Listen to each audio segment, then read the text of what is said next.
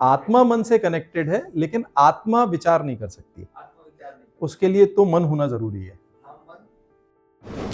आप लोग बार बार ऐसा सुनते होंगे, आपस में बात करते होंगे या किसी को देखते होंगे ये शब्द को यूज करते हुए कि मेरा आत्मबल कमजोर हो गया है। आपका मन क्रोध, ईर्ष्या जैसी कॉम्प्लेक्सिटीज से ग्रसित होता है तो आत्मा प्राण रिसीव नहीं कर पाती। आत्मा का जो भोजन है वो प्राण है। आप लोगों के लिए ध्यान का सत्र कैसा रहा? जिन्होंने किया था उन्होंने, क्योंकि मैं आप ही लोगों से पूछने वाला हूं कि कल मैंने क्या बताया था, मैं तो भूल चुका हूं।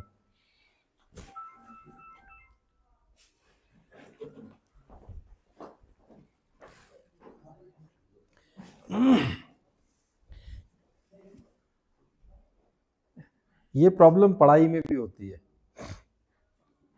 कल पढ़ा था वो फिर भूल गए, होता है क्या?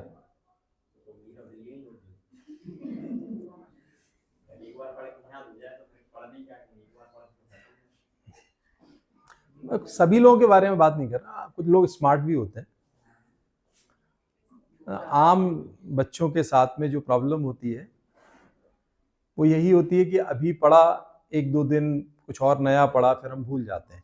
जैसे ही हमारा मन किसी दूसरी चीज के साथ में ऐड होता है तो हम भूल जाते हैं। मैं सिर्फ इसलिए बोल रहा हूं कि रिवीजन हमें चीजों के साथ में स्ट्रॉन्ग करता है। कल आप सभी से जब हमारी बात हुई तो आप सबने कहा कि हमें इससे काफी लाभ मिला और अच्छा भी लगा, पर यदि हमने उसके ऊपर दोबारा से उसका रिवीजन नहीं किया, अपने मन में उस पर कंटम्पलेट नहीं किया किसी भी चीज पे, चाहे आप फिजिक्स पढ़ रहे हैं, केमिस्ट्री पढ़ रहे हैं, मैथ्स पढ़ रहे हैं, तो अगर वो आपके माइंड में एक कॉर्नर में उसका तार नहीं जोड़ा है तो वो रुका नहीं रहेगा। कुछ समय के बाद में क्या होता है, जैसे ही दूसरी चीज के साथ ऐड होते हैं तो वो भी, तो हमें रिवीजन जो होती है वही चीज केवल स्ट्रॉन्ग करती है ना। इसलिए मैं रिकैप कराना चाहता हूं। आप शायद आज पहली बार, हाँ, कोई ऐसा जो कल थे जो लोग, उनमें से कोई बताएगा कि हम लोगों ने किस विषय पर बात करी थी कल?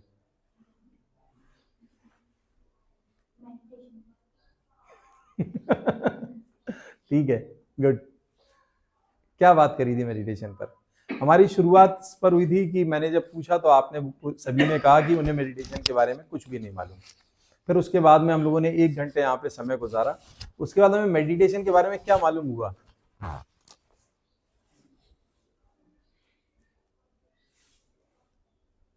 चंद्रपाल, अभिषेक, तुम लोग तो एक्टिवली उसमें होते, क्या था? कंसंट्रेशन को एनहांस करता, मेडिटेशन कंसंट्रेशन को एनहांस करता। कुछ और? ये तो वो वाला है जो आपको इसके पहले भी मालूम था। कल आपको क्या मालूम पड़ा?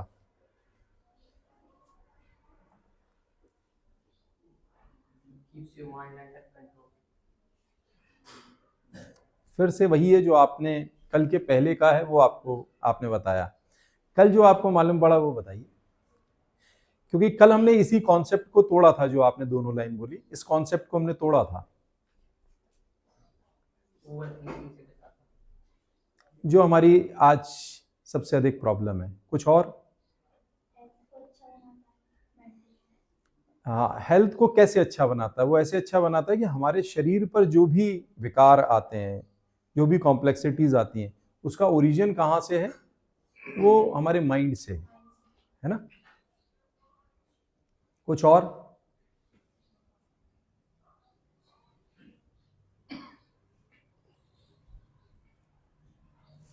मेडिटेशन माइंड को रेगुलेट करता है, नियमित करता है, कंट्रोल नहीं करता, है ना। हम लोगों ने कल इसी चीज को समझा था। हमको माइंड को कंट्रोल नहीं करना है, माइंड को रेगुलेट करना है, उसको नियमित करना है, संयमित करना है। माइंड का जो अपना मूल व्यवहार उसने जो छोड़ दिया है, माइंड जब तक सेंटर से कनेक्टेड है, हम लोगों ने बात करी कि हमारा एग्जिस्टेंस 3 लेयर पर है, शरीर, मन और आत्मा, है ना। तो जो मन है दैट इज माइंड। तो माइंड जब तक सेंटर से कनेक्टेड है, सोल से कनेक्टेड है, उसे आप आत्मा बोल सकते हैं, परमात्मा बोल सकते हैं, कुछ डिवाइन पावर बोल सकते हैं, जो जिसके कारण मेरा एग्जिस्टेंस आप किसी भी रूप में मान सकते हैं। जब तक मेरा मन उससे जुड़ा है तब तक वो कैसा है, वो अपने नियम में है। और जैसे ही वो मन आपके द्वारा पसंद नापसंद करी गई चीजों के साथ में जुड़ जाता है, आपका मन आपने अपने जीवन में जो चीजें पसंद करी नापसंद करी उनसे जुड़ जाता है, वैसे ही क्या होता है, मन घिर जाता है असंतोष से, क्रोध से, ईर्ष्या से, भय से। और हम लोगों ने इस बारे में बात करी थी कि हमारे जीवन में हमारे समस्याएं हमारे जीवन में घटी हुई घटनाएं या जीवन में मिली हुई परिस्थिति नहीं है।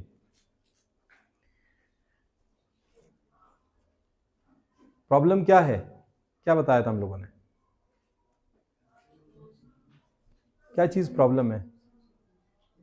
प्रॉब्लम है हमने जो मिली हुई जीवन की परिस्थिति है या मुझे जो भी घटनाएं मेरे साथ में घटी है उस पर जो मैंने पसंद और नापसंद बनाई है वो मेरे अंदर प्रॉब्लम करती है ना। मैं काला हूं, मैं नाटा हूं, मैं गरीब हूं, मैं ये हूं, मैं वो हूं, ये चीजें आपके अंदर क्या करती हैं, आपके अंदर असंतोष पैदा कर देती हैं। और आपका मन उस असंतोष से और गहरा होकर अशांत हो जाता है, क्रोध और ईर्ष्या में, जिसको हम कई बार कॉम्प्लेक्स्ड होना बोलते हैं, हम कॉम्प्लेक्स्ड भी हो जाते हैं उन चीजों के कारण। वही चीजें मुझे एंग्जाइटी देने लगती हैं। और जब मेरा मन ऐसी चीजों के साथ में ग्रिप्ड होगा तो मैं किसी भी काम को अपने पूरे एनर्जी के साथ नहीं कर पाऊंगा, क्योंकि मेरा मन आधे से ज्यादा तो मेरे असंतोष, क्रोध, ईर्ष्या जैसी चीजों के साथ घिरा हुआ होगा। यही बात करी थी हम लोगों ने। और मन को जो उसका नियमित, जो उसका वास्तविक स्वभाव है, अगर हम उसमें ले आते हैं तो हम इन सारी चीजों से बच पाते हैं। यानी मन को यदि हम अपने सेंटर से, अपने सोल से कनेक्ट कर पाते हैं तो हम इन चीजों से बच पाते हैं। और मेडिटेशन क्या कर रहा है, मेडिटेशन कुछ भी नहीं है, केवल मेरे मन को मेरे उस पूर्व नियम में, जो मेरा वास्तविक नियम है, जो हमने बोला कि मन का जो मूल स्वभाव है वो कैसा है, अपने हृदय में जुड़े रहना। कहाँ देखते हैं, क्या बात करी थी, छोटा सा बच्चा जिसने जन्म लिया है उसका मन कहाँ जुड़ा हुआ है, और बाद में उसकी सेंसेस को हम लोग जबरदस्ती जगाते हैं और उसको बाहर की तरफ शिफ्ट करते हैं, है ना। और फिर वही चीज जाके आगे। तो हम लोगों ने इसको ऐसे समझा कि हमारे मन को हमको कैसा करना, अगर अपने आप को ऊर्जावान बनाकर रखना है तो हमें क्या करना है, अपने आप को सेंटर से कनेक्ट रखना है। आज हम लोग एक नए और विषय पर आते हैं। हम कितना भी कोशिश कर लें कि हम अपने आप को कनेक्टेड रखें, ऐसा नहीं हो सकता कि बाहर की चीजें हमारे अंदर असंतोष, क्रोध, ईर्ष्या ऐसी चीजें ना पैदा करें। हम कोशिश करेंगे अपने आप को कनेक्टेड रखने की, मेडिटेशन करके भी कनेक्ट रखने की कोशिश करेंगे, तब भी चीजें हमें प्रभावित करेंगी ही। ऐसा तो संभव नहीं है ना कि हम, अगर ऐसा होगा तो फिर तो हम संत हो गए, है ना। ये तो वो कंडीशन हो गई परफेक्शन वाली कि अब मुझे कोई चीज प्रभावित नहीं करती। तो हम लोगों को तो कुछ ना कुछ प्रभावित करेगा, तो उसका तरीका क्या है, इस असंतोष, क्रोध, ईर्ष्या जैसी चीजों का क्या करें। एक चीज तो मैंने सीख ली कि अपने मन को अपने हृदय से, अपने उस सोर्स से कनेक्ट रखकर हम अपने अंदर एनर्जी गेन करते हैं। लेकिन दूसरी चीज क्या है, दूसरी चीज ये है कि इस असंतोष, क्रोध, ईर्ष्या वाले हिस्से को हम साफ कैसे करें, इससे हम कैसे बचें। और ये और कैसे, जैसे हम लोगों ने कल बात करी थी, ये क्या करता है, कोई भी ऐसी चीज, असंतोष, क्रोध, ईर्ष्या, भय जैसी चीजें जब हमारे साथ में जुड़ी रहती हैं, प्रतिदिन जुड़ी रहती हैं, कॉन्शियस माइंड में जब हम रोज एक्सपीरियंस करते हैं, कभी किसी ने खराब बोला, मुझे गुस्सा आया, मुझे चिड़चिड़ाहट हुई, जब ये सारी चीजें रात में मैं लेकर सो जाता हूं तो क्या होता है, ये चीजें, ये कॉन्शियस माइंड से ये प्रभाव कहाँ चला जाता है, सब कॉन्शियस माइंड में चला जाता है। और जब सब कॉन्शियस में चला जाता है तो यही मेरा आदत, चरित्र और व्यवहार बन जाता है। इसीलिए हम लोगों को इस रूप में देखते हैं। एक एग्जाम्पल और भी मैं आप लोगों को, आपको समझने के लिए, अंडरस्टैंडिंग के लिए कहूँगा, इसको कोई पर्सनल ना ले, ये सिर्फ एक जनरल एग्जाम्पल है। किसी के घर में अगर कोई पुलिस में है तो उसको प्लीज और भी मत लीजिएगा, मैं क्योंकि एग्जाम्पल वहीं से ले रहा हूँ। आप देखिए कि किसी की पुलिस में भर्ती होती है, उस भर्ती के पहले तक उस व्यक्ति का स्वभाव कैसा होता है? सहज, सरल, आपको एक आम उसमें मिलेगा। लेकिन एक व्यक्ति जब उस जॉब में काम करता रहता है तो 5 साल 7 साल बाद कैसा हो जाता है? कठोर तो हो ही जाता है ना। उसके अंदर एक कठोरता हमारे दिखाई देती है, और वो उसके परिवार में भी होती है, वो बाहर लोगों से मिलता है तब भी होती है। और इसी तरीके से आप अलग अलग नेचर ऑफ जॉब में देखेंगे, जब लोग अलग अलग जॉब में होते हैं तो उनकी साइकोलॉजी बदलती जाती है, उनके आदत, व्यवहार और चरित्र में अंतर आता जाता है। क्यों? इसीलिए आता जाता है क्योंकि लोग जो रोज जीते हैं उसका असर उनके सबकॉन्शियस माइंड पर होता है। आप जो भी रोज जी रहे हैं, अगर आप रोज क्रोध को जी रहे हैं, आप किसी भी कारण से क्रोध कर रहे हैं, अगर आप किसी भी कारण से आपके मन में ईर्ष्या हो रही है, अगर आप किसी भी कारण से भय में हैं, तो ये क्या कर रहा है? ये धीमे धीमे आपके अंदर के चरित्र व्यवहार को खराब कर रहा है ना। यहां तक सब सहमत हैं? चलिए अब आगे की बात करते हैं। मैंने आपको बोला कि हमारा एग्जिस्टेंस 3 डायमेंशंस में है। फिजिकल बॉडी है ना, फिजिकल बॉडी मतलब स्थूल शरीर, फिजिकल बॉडी। दूसरा मैंने क्या बताया था? थैंक यू, कल इन लोगों से बात हुई इस बारे में। सटल बॉडी, जिसको हम माइंड बोलते हैं, जिसको मैंने आपको उससे भी बताया था, डिफरेंस से भी बताया था, what is the difference between brain and mind. कल तक आप लोगों को ऐसे ही लग रहा था कि ब्रेन और माइंड एक ही चीज है ना। कल हमको समझ में आया कि ब्रेन और माइंड दोनों अलग अलग चीजें हैं। ब्रेन फिजिकल बॉडी का एक पार्ट है, जहां पर हमारी न्यूरॉन्स में वो मेमोरी, जिसको हम देखते हैं, सुनते हैं, टच करते हैं, फील करते हैं, वो कलेक्ट होता है। लेकिन माइंड में क्या होता है? उससे जो इमोशन क्रिएट हुआ, उसका जो प्रभाव है वो माइंड में जाकर ठहरता है। उसको धर्म शास्त्रों में बोलते हैं मन, चित्त, बुद्धि, अहंकार। आपने सुना होगा ये शब्द। तो उसमें से मन को अगर हम देखते हैं तो वो मन क्या है? सूक्ष्म शरीर। मन, चित्त, बुद्धि, अहंकार सूक्ष्म शरीर है। और एक है कॉजल बॉडी, कारण शरीर। कारण शरीर मतलब हमारी आत्मा, जो हमारे होने का कारण है। अब हम इस पर आते हैं। कल मैंने एक और शब्द का आपसे प्रयोग किया था, इसको मैंने बोला था स्वास्थ्य, है ना। हम सब लोगों ने स्वास्थ्य पर भी बात करी थी। और क्या जाना था कि स्वास्थ्य का अर्थ क्या है?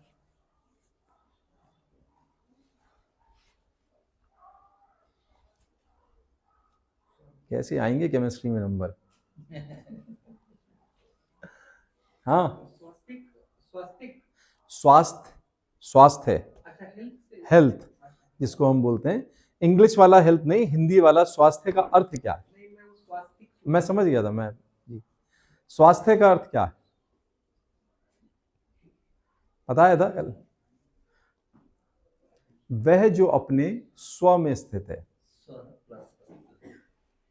स्व में स्थित है, ठहरा हुआ है, वो स्वस्थ है ना। इसीलिए आज वर्ल्ड हेल्थ ऑर्गेनाइजेशन जब डेफिनेशन देती है हेल्थ की, हेल्दी होने की, तो क्या देती है? अरे और क्या, मतलब तुम सर आ गए तो आज तुम कम बोल रहे हो यार। आज तो तुम्हारा तो बोलना आज बनता है। नहीं, ये कल हमको बहुत इसने सपोर्ट किया चीजों के लिए, बड़ा अच्छा बताया।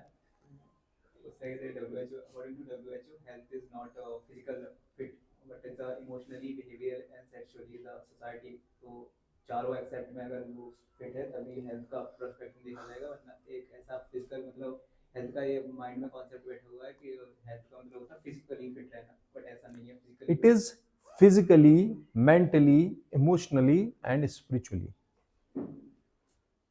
ठीक है ना। ये WHO की परिभाषा है, लेकिन धर्मशास्त्र की परिभाषा स्वास्थ्य की है, वह जो अपने स्व में स्थित है। कोई भी व्यक्ति जो अपने अंतः से जुड़ा हुआ नहीं है, वो स्वस्थ नहीं है। जो अंतः से नहीं जुड़ा, इसका मतलब वो किसी न किसी क्रोध, ईर्ष्या, ऐसे व्यवहार के कारण उसका मन बाहर किसी चीज से जुड़ा हुआ है, लालच, मोह, किसी न किसी चीज से वो बाहर जुड़ा हुआ है, इसलिए उसको स्वस्थ नहीं बोलते। मैं आपसे ये पूछना चाहूंगा कि हमारे अस्तित्व की जो तीनों डायमेंशन है, शरीर, मन और आत्मा, इनको बोला जाए कि ये इन तीनों को अगर हम देखें कि ये स्वस्थ हैं, तो हम कैसे देखेंगे? शरीर के स्वस्थ होने के लिए हमें क्या क्या चाहिए? मैं वो चीजें पूछ रहा हूं जो आपके जीवन में रोज आप देख रहे हो, बहुत कॉमन है। मैं कोशिश कर रहा हूं मैं उन चीजों को आपके साथ में ऐड करूं। कोई रोग नहीं शरीर में। नहीं, आप क्या क्या करते हैं शरीर को स्वस्थ रखने के लिए? क्या क्या किया जाता है? हेल्दी फूड, एक्सरसाइज, प्लेइंग और फैमिली बिहेवियर। प्लीज आप लोग बताइए ना कुछ। सर तो सब बता सकते हैं। Regular exercise, balance diet, regular exercise, please आप लोग भी पार्टिसिपेट कीजिए ना। अच्छी डाइट, न्यूट्रिशनल फूड और हाइजीन। जी, हाइजीन। अरे यार तुमने तो बिल्कुल है। ध्यान, ना ध्यान इज नॉट फिजिकल एक्सरसाइज, ये शरीर के लिए नहीं है। मेडिटेशन आपने कहा सही है, बट हम लोग 3 अलग अलग डायमेंशंस पर बात कर रहे हैं, इसी को तो समझना है। अच्छा भोजन, व्यायाम, और तीसरी चीज जो इन्होंने बोली, जो सर ने भी पहले बोल दिया था, दैट इज हाइजीन, जिस पर हमारी नजर ही नहीं होती। बहुत कम लोग, मुझे लगता है कि अगर जिन लोगों की इस पर नजर है तो मतलब कि वो बहुत गहरा सोचते हैं। मैं जितने भी सेशंस करने जाता हूं, मुझे रियरली कोई इस बारे में अवेयर मिलता है कि अगर ये बोला जाए स्वास्थ्य के लिए क्या क्या जरूरी है, तो आत्मा मन से कनेक्टेड है, लेकिन आत्मा विचार नहीं कर सकती, आत्मा विचार नहीं। उसके लिए तो मन होना जरूरी है। हाँ, मन। बताइए। हाँ, ये इसीलिए तो मैंने आप लोगों को बोला कि आप सबने ये सब पढ़ा हुआ है, आपने सब पढ़ा हुआ है, लेकिन वो चीजें हम लोग कनेक्ट नहीं कर पाते।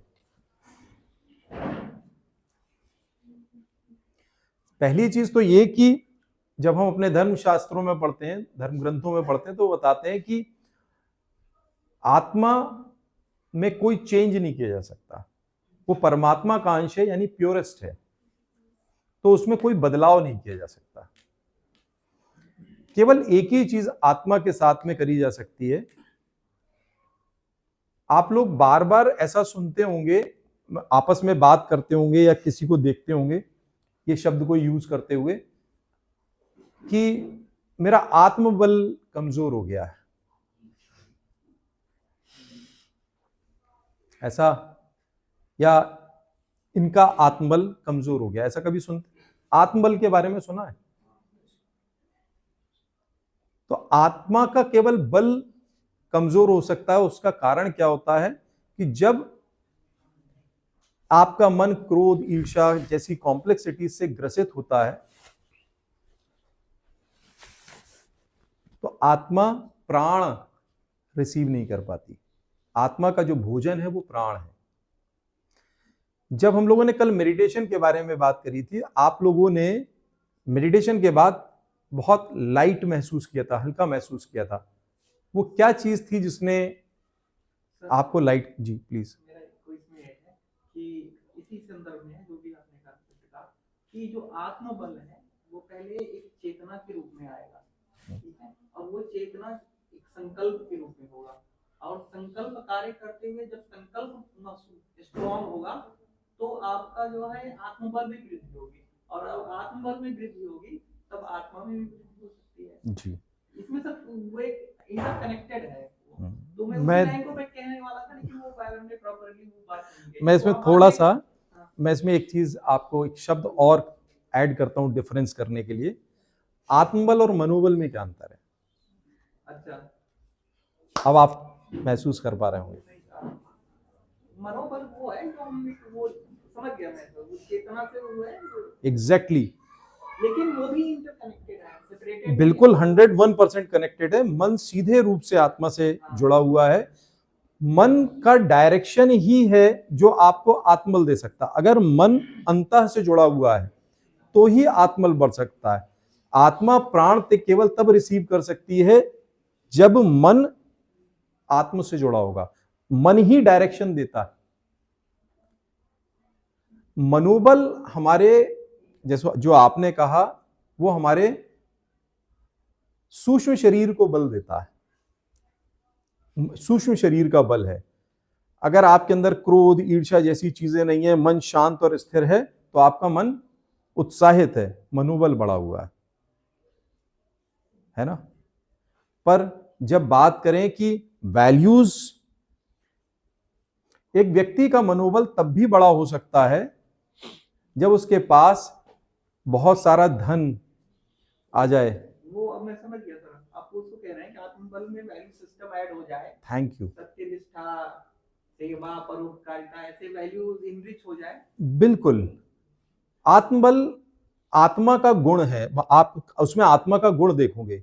जब मनोबल के बारे में बात करेंगे तो उसमें मन, चित्त, बुद्धि, अहंकार, चारों चीजें होंगी। तो मेरा मनोबल तो पैसे से भी बड़ा हो सकता है, पद से भी बड़ा हो सकता है। एक मिनट में थोड़ा सा देखो, ये बहुत ही इंपॉर्टेंट टॉपिक है, समझ रहे हो कि नहीं?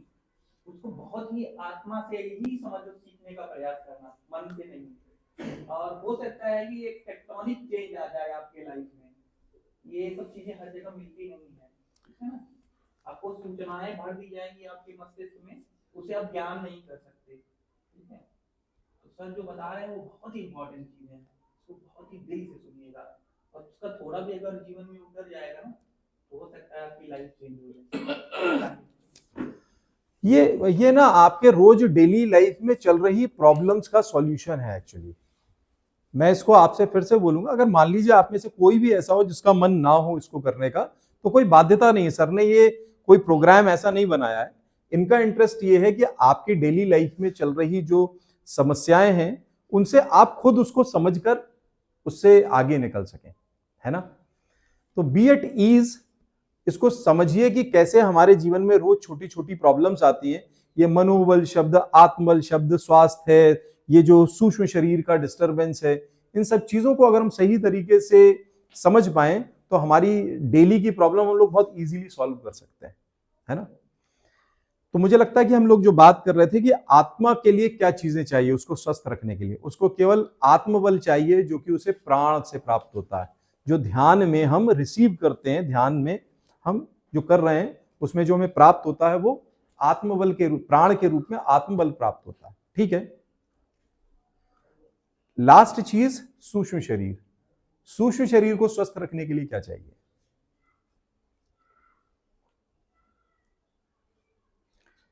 सूक्ष्म शरीर को स्वस्थ रखने के लिए भी सेम वही 3 चीजें चाहिए हैं जो शरीर को, फिजिकल बॉडी को स्वस्थ रखने के लिए चाहिए थी।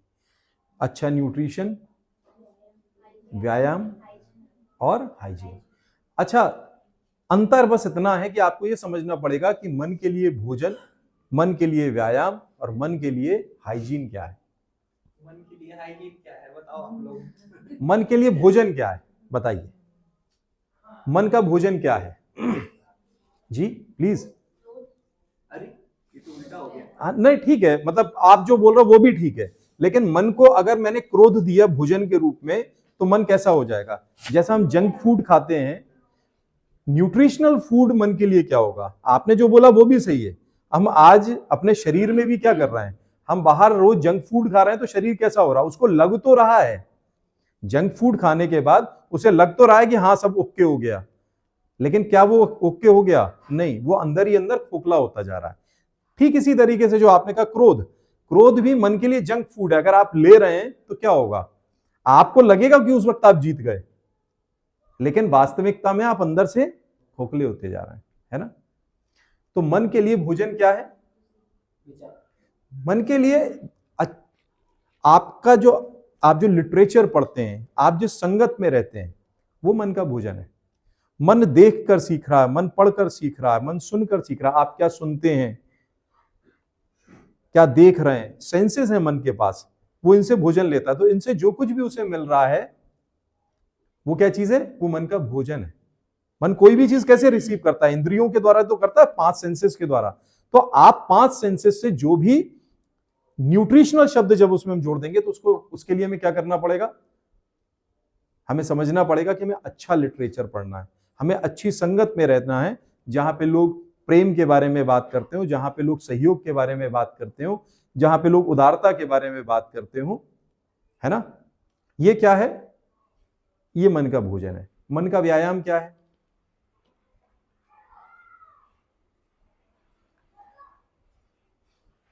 मन का व्यायाम क्या है? निरंतर प्रैक्टिसाइज करते रहना वही चीजें, सेम एंड सेम। जो हमने जहां से इस सेशन को शुरू किया था, मैंने जब आपसे पूछा कि कल क्या हुआ, तो उस चीज में बल क्यों नहीं आया? व्यायाम क्या करता है? बल देता है ना। शरीर में अगर व्यायाम करेंगे तो बल देगा ना। तो ऐसे ही मन को बल कब मिलता है? जिस चीज पर हम प्रैक्टिस करते हैं उस चीज की।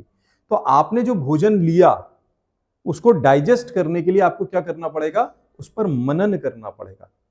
जब आप उन चीजों पर, जो आपने अच्छी चीजें, चाहे वो आपकी पढ़ाई हो, सब्जेक्ट हो, अगर आप उस पर मनन करेंगे, उसका रिवीजन करेंगे, या आप जैसी संगत में रहते हैं, आपने जो अच्छे लिटरेचर पढ़े उनके बीच में रहेंगे, तो वो चीजें स्ट्रांग होंगी। व्यायाम करने से वो चीज स्ट्रांग होगी। मन के लिए हाइजीन क्या है?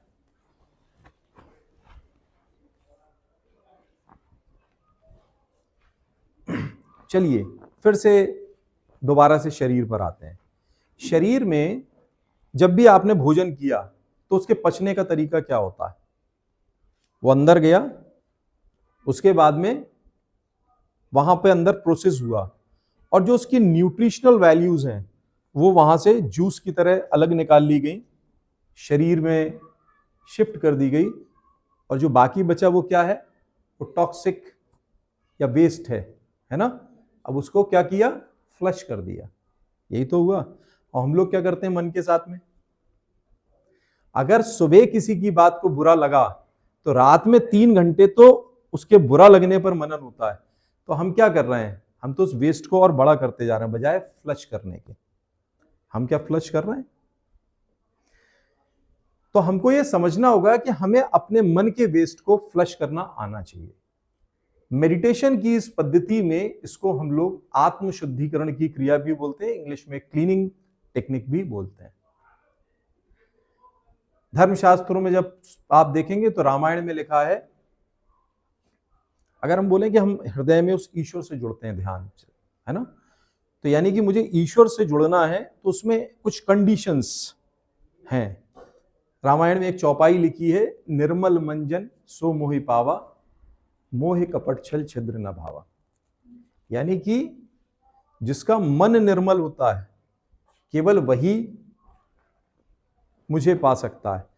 और खुद भी आप सोचिए कि यदि आपका मन किसी कारण से ईर्ष्या में, क्रोध में हो, तो क्या वास्तविकता में आपका ईश्वर के साथ में मन लगेगा? नहीं लगेगा। तो उसके लिए आप पूजा में भी देखते होंगे, जब कभी घरों में आपके यहाँ पूजा होती है, सत्यनारायण की कथा होती है, तो सबसे पहला मंत्र कौन सा होता है? शुद्धिकरण मंत्र होता है। पुंडरीकाक्षाय से शुरू के वो हम लास्ट में वो बोलते हैं, सबसे पहले शुद्धिकरण मंत्र होता है। उसका पर्पस ही यही होता है। मैं इस कभी आगे आएंगे तो मैं आपसे इस विषय पर भी बहुत सारा है बात करने के लिए कि मंत्रों का क्या महत्व है और ये कैसे वर्क करते हैं। ये भी पूरा एक साइंस है जिसको, जो अछूता है, हम लोगों ने उसको रटकर काम चला रखा है। तो इस पर भी हम लोग कभी बात करेंगे। मगर हमारे मन को उससे कनेक्ट करने के लिए या रखने के लिए जरूरी है कि हम मन की उस टॉक्सिसिटी को फ्लश जरूर करें, है ना जी। चॉइस है, जो करना चाहेगा उसका होगा। जैसे मान लीजिए कोई ना करना चाहे तो क्यों होगा? मान लीजिए किसी को कुछ गुस्सा करना ही पसंद है, उसको लगता है कि मैं इस गुस्से से इस दुनिया को जीत लूंगा, तो नहीं होगा। पर उसको ऐसा लगता है कि गुस्से से मेरी हानि होती है, मैं उस वक्त तो गुस्सा कर लेता हूं लेकिन मेरी हानि होती है, तो वो अपनी चॉइस करेगा और चाहेगा कि इसको सही होना चाहिए। और आपकी उम्र में ये बातें, ठीक है, आपका कहना अपनी जगह सही है, इस उम्र में ये अनुभव हमको हर चीज को करने का होता है, इसलिए हम हर चीज को ऐसा समझते हैं कि ये भी जरूरी है, वो भी जरूरी है। हाँ, लेकिन जब पूरा अनुभव कर चुके होते हैं तब तोल पाते हैं कि सर, क्या चीज नहीं करना है। क्या जरूरी ब्रिजेश बोल रहा हूँ, है ना। अभी सर खत्म हो जाएगा तो हाँ। मैं आपको दोनों एग्जाम हॉस्टल में है क्या सर? इसके ये इन सर का रिजल्ट क्या होगा? सर का बिल्कुल। फोन नहीं लग रहा था। मेरे बच्चे 11th के आ रहे होंगे 5:30 बजे पढ़ने, तो मैं थोड़ा सा एक जगह फंस गया हूँ, तो लेट होगा, तो उनको बच्चों को बोलिए हॉस्टल में रहे, जब मैं बिल्कुल, आऊंगा तो ये उनको चॉइस बता है दूंगा। इसमें। देखिए, ये नहीं होगा तो नहीं कह सकते। जितने भी संत आपको 5:30 दिखते हैं नहीं, या जितने उनको भी जब मैं आऊंगा तो मैं रेगुलेटेड हॉस्टल माइंड से के बुला लोग लूंगा, मिलते हैं, जिनको आप बस वो सिर रखकर, जिनके आगे नतमस्तक होते हैं, नहीं आए विद्यालय, वो सारे के सारे जो मैं आपको क्योंकि बता रहा यहाँ हूँ वो एक उसी रास्ते से कब निकले। तक और जो नहीं खाली हो होगा जाएगा वाला तभी है, बुला लेंगे, नहीं तो 1 वो घंटे रास्ता खाली तो फिर हम ये बोलेंगे कि जो रावण था वो वही सही था। नहीं, आप राम के आगे ही तो हाँ सिर हाँ झुकाते ठीक, हैं। बस इतना बोल रहे हैं। क्यों झुकाते हैं? इसलिए क्योंकि उन्होंने इस वाले रास्ते से ही तो अपने जीवन को वैसा बनाया जो एग्जाम्पल बना। तो ये ठीक है, लेकिन आप अभी आज कह सकते हैं, लेकिन समय के साथ में आप भी इसे समझेंगे। तो हम इस आत्मशुद्धिकरण की क्रिया के बारे में बात कर रहे थे कि इसको हम कैसे कर सकते हैं, इसकी क्या वैल्यूज हैं, इसको क्यों करना जरूरी है, और ये सारी चीजें आप समझ पा रहे हैं कि आपके पढ़ाई में कैसे बेनिफिट करेगी आज आपके लिए, क्योंकि सबसे पहली चीज यही है ना। पर जब आज हम क्लीनिंग टेक्निक के बारे में बोलेंगे, बात करेंगे या उसको अनुभव करेंगे, तो इसमें हम अपनी विचार शक्ति का प्रयोग करेंगे। विचार की शक्ति बड़ी स्ट्रांग होती है। भैया ने संकल्प के बारे में बात करा था। संकल्प क्या चीज होती है? ऋषि मुनियों द्वारा दिए जाने वाले श्राप और वरदान क्या चीज थे? वो यही थे। एक विचार जिस पर आप अनडाउटफुली बने रहते हैं, जिसमें कोई डाउट नहीं होता, वो विचार संकल्प बन जाता है। उसी विचार पे यदि आप निरंतरता से बने रहें और आपको उस पर डाउट ना हो, तो वो विचार संकल्प बन जाता है। और संकल्प घटना बनकर घटित होता है। इससे, इसको बोलते हैं, इससे हमारी नियति तैयार होती है।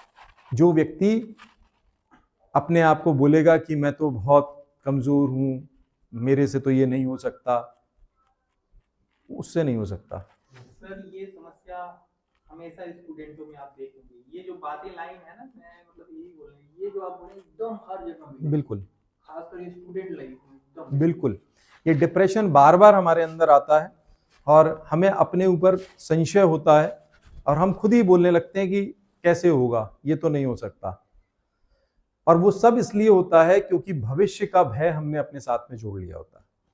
भविष्य का भय हमारे मन में वो संशय पैदा करता है। दूसरों को देखकर जो हम प्रिजुडिस होते हैं, उसके पास ये था इसलिए उसने वो कर लिया, मेरे पास तो ये नहीं है इसलिए मैं ये नहीं कर पाऊंगा।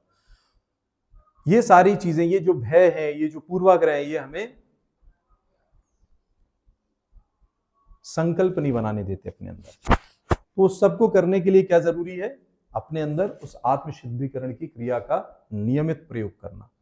जैसा कल मुझसे किसी ने पूछा कि ध्यान करने का समय, मैंने कहा ध्यान कहीं पे भी और किसी भी वक्त किया जा सकता है, लेकिन उसका सबसे अच्छा समय होता है सुबह, मॉर्निंग, सूर्य उदय होने के पहले। लेकिन जैसे स्टूडेंट्स हैं आप, तो आपके लिए क्या है, आप लोग रात में लेट तक सो रहे हैं, तो आप जितने बजे उठेंगे अपने दिन की शुरुआत इसी तरह से। जो ये जो क्लीनिंग टेक्निक है, इसका समय क्या है? इसका समय है at the end of the day, मतलब दिन का अंत हम इसी से करेंगे। रात में 2 बजे सोएं, क्लीनिंग करके सोएं। क्यों? क्योंकि आपके सोने से ही जो कॉन्शियस में आपने भय आपके साथ एकत्र हुआ या संतोष, ईर्ष्या जो भी एकत्र हुई, उसको क्लीन करके अगर आप सो जाएंगे तब तो ओके है। नहीं तो क्या होगा, वो डीप सीटेड सबकॉन्शियस में जाकर आपके लिए गहरे नुकसान पैदा करेगी। उसको साफ करना ज्यादा कठिन होगा। इसलिए हमें प्रतिदिन सोने के पहले क्लीनिंग करना चाहिए और जागने के तुरंत बाद में मेडिटेशन करना चाहिए। ठीक है ना? चलिए, इसको हम लोग फिर से वैसे ही उसी पोस्चर में बैठेंगे, पैरों को ऐसा क्रॉस कर लें, हाथों को ऐसा गोदी में रख लेंगे।